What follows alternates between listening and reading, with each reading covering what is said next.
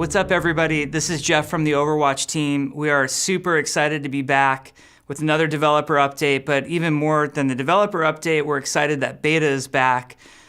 We hope for those of you who are in the beta, you're having a smooth experience. We're really excited to get your feedback. We need to know what you guys think of the game. We need to know what we need to change before launch, so it's a very important process for us. So, as many of you have probably realized by now, there have been a lot of changes to Overwatch since the last time that the beta was up and running. So I'm going to try to cover some of those as briefly as possible. First of all, we have the new progression system.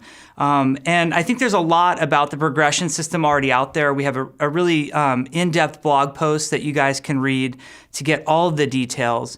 But for those of you who don't want to, dive right into that blog post, the long and the short of it is you now have a player level in Overwatch. And as you level up in the game, which you do by just playing matches, you gain experience points.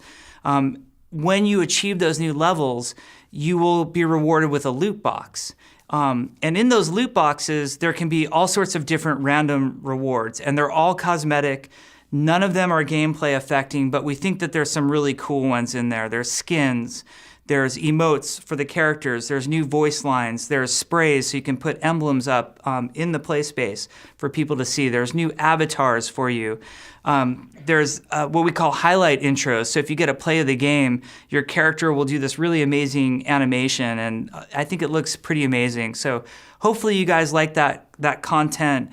There's a lot more to the progression system that you'll sort of learn over time, like things like unlocking portrait borders and that sort of thing. There's infinite levels to it, so the more you play, you can always just sort of level up. And it has no bearing on the competitive landscape of the game, and I think that's what's really important about the progression system. It's sort of the game's way for thanking you for playing without putting a heavy burden on you that you have to level up to really be viable in Overwatch. So beyond that, we've added a lot of new ways for you to play Overwatch, and I'm going to cover some of these as briefly as I can. One of the ways that we're very excited to talk about is what we're calling play versus AI.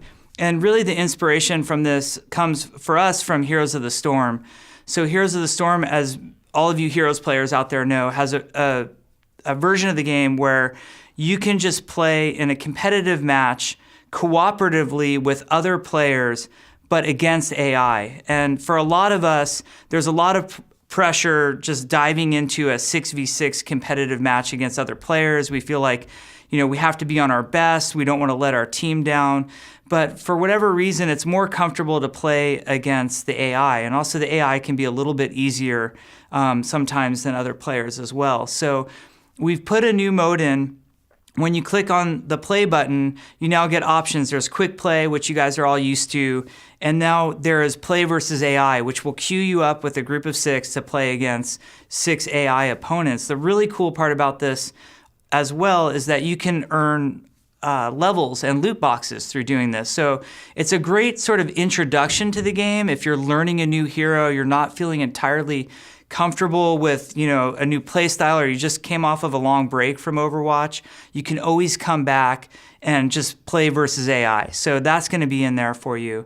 Now, something you guys asked extensively for was a new game mode in Overwatch. And we had said in a lot of the interviews that you've heard, members of the Overwatch development team, we said, we're always working on new game modes. They just don't always work out. Because we feel like it's really important to have a certain type of gameplay in Overwatch that doesn't discount the amazing abilities that the heroes have. Well, the game mode that we settled on, we call Control. And I think those of you who have been around FPS communities for a long time will know this mode to be most similar with what we call King of the Hill, or FPS vets think of as King of the Hill.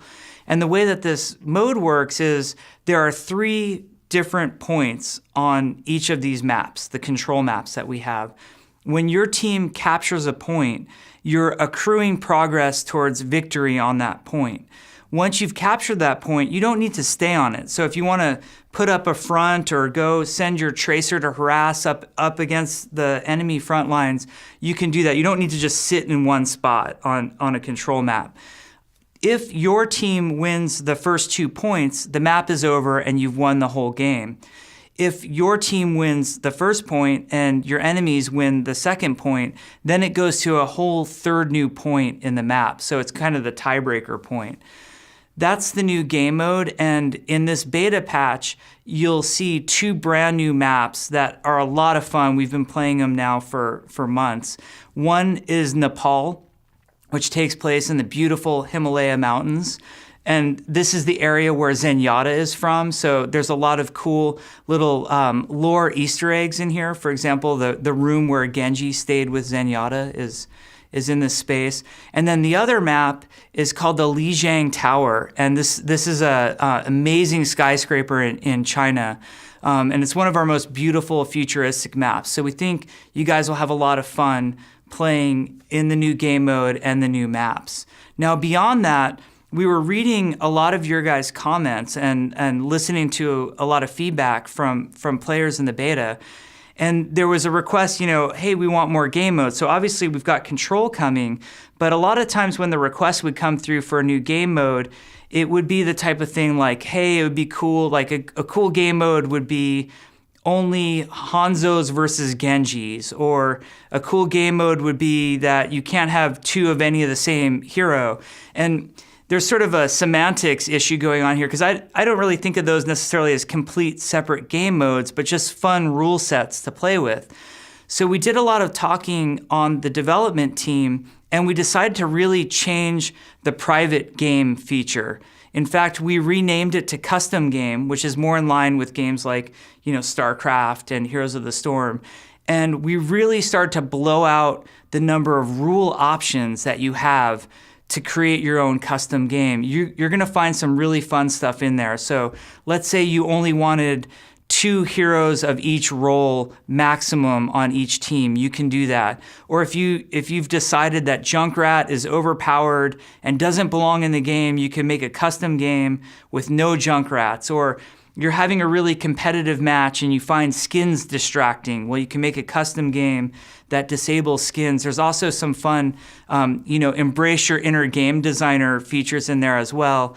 There's a headshot only mode. You can scale health. You can control the rate at which ultimate charge gains over time. So we're trying to give a lot of customization and expression to you as the player, so you can experiment with Overwatch and say, hey, for me and my friends, this is the really fun way that we like to play the game. And of course, we as the development team are going to be watching and keeping track of what types of custom games you guys are doing. And if there are really popular features that we see in custom game that the community is really embracing, we'll talk about trying to incorporate some of those back into the core game design when it comes to the quick play mode as well. You're going to see a lot of other improvements to the game. I hope you have a lot of fun checking everything out. If you guys have questions, we'll do our best to be answering it on our social media sites and also on our forums. We want to thank you for your patience when the beta was down. And as always, we look forward to what you guys have to say about Overwatch, because we feel like we're making this game with you guys. So thanks for everything, and we look forward to our next chance to catch up together.